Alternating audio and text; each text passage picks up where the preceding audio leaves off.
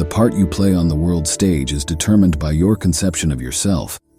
To attempt to change circumstances before you change your imaginal activity is to struggle against the very nature of things. Assume the feeling of the wish fulfilled and persist in that assumption, for an assumption, though false if persisted in, will harden into fact. If we persist in the assumption that we are what we wish to be, we will become transformed into that which we have imagined ourselves to be. Your assumption to be effective cannot be a single isolated act. It must be a maintained attitude of the wish fulfilled.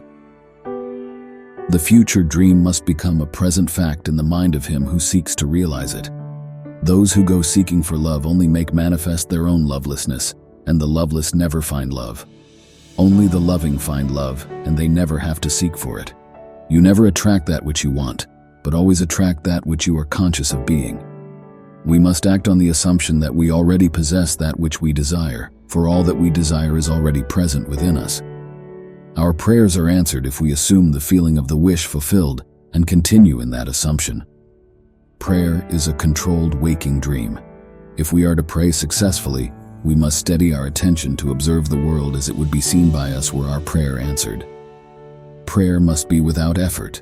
In attempting to fix an attitude of mind which is denied by the senses, effort is fatal.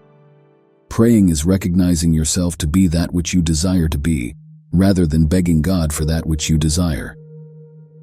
We have only to concentrate on the state desired to mentally see it, but to give reality to it, so that it will become an objective fact, we must focus our attention upon the desired state until it has all the sensory vividness and feeling of reality.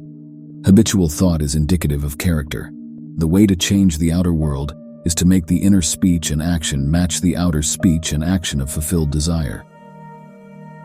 To change the present state, we must rise to a higher level of consciousness. This rise is accomplished by affirming that we are already that which we want to be by assuming the feeling of the wish fulfilled. A meek man is a self-disciplined man.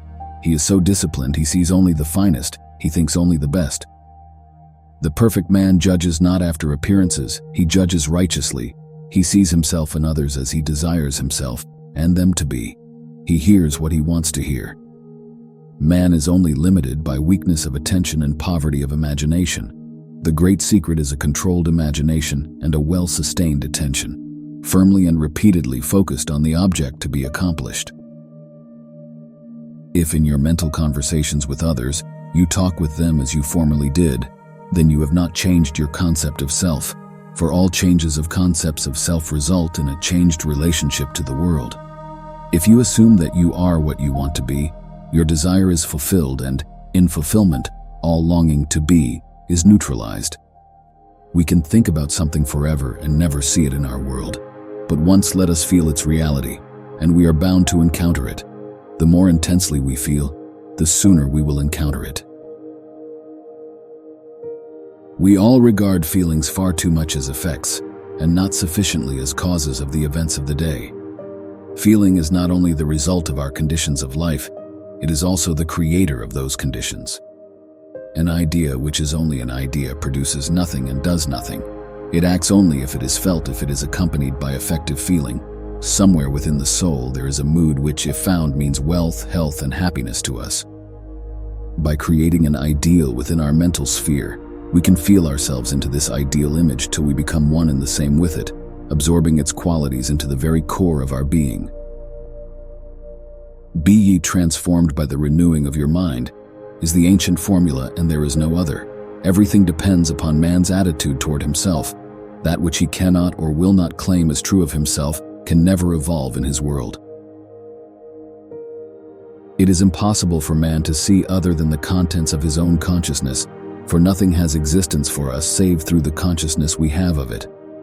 The subconscious never fails to express that which has been impressed upon it. The moment it receives an impression, it begins to work out the ways of its expression. The manner of expression or the difficulties involved are not to be considered by you. To think feelingly on any state impresses it on the subconscious. Denying the evidence of the senses and appropriating the feeling of the wish fulfilled is the way to the realization of your desire. How would I feel were my wish realized? Is the feeling which should monopolize and immobilize your attention as you relax into sleep. If, As you prepare for sleep, you assume and maintain the consciousness of success by feeling, I am successful, you must be successful. Every image can be embodied, but unless you, yourself, enter the image and think from it, it is incapable of birth. Enter the image of the wish fulfilled, then give it sensory vividness and tones of reality by mentally acting as you would act were it a physical fact. There is no fiction. If an imaginal activity can produce a physical effect, our physical world must be essentially imaginal. The world is yourself pushed out. Ask yourself what you want and then give it to yourself. Do not question how it will come about. Just go your way knowing that the evidence of what you have done must appear, and it will. You are already that which you want to be, and your refusal to believe this is the only reason you do not see it. Do not try to change people. They are only messengers telling you who you are. Revalue yourself and they will confirm the change. The world is a mirror, forever reflecting what you are doing within yourself. Because of your belief in external things, you think power into them by transferring the power that you are to the external thing. Realize you yourself are the power you have mistakenly given to outer conditions. The difference between feeling yourself in action, here and now, and visualizing yourself in action, as though you were on a motion picture screen, is the difference between success and failure. Each person is born with an infinite power, against which no earthly force is of the slightest significance. Imagination is seeing with the eye of God.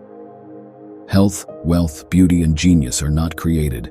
They are only manifested by the arrangement of your mind, that is, by your concept of yourself, and your concept of yourself is all that you accept and consent to as true. Don't condemn yourself for the state into which you have fallen. If you don't like it, move into another. Whenever your feeling is in conflict with your wish, feeling will be the victor. Truth depends upon the intensity of imagination, not upon facts. The law operates by faith. If you believe, no effort is necessary to see the fulfillment of your every desire. Only as one is willing to give up his present limitations and identity can he become that which he desires to be. Simply dare to assume you are what you want to be, and you will compel everyone to play their part.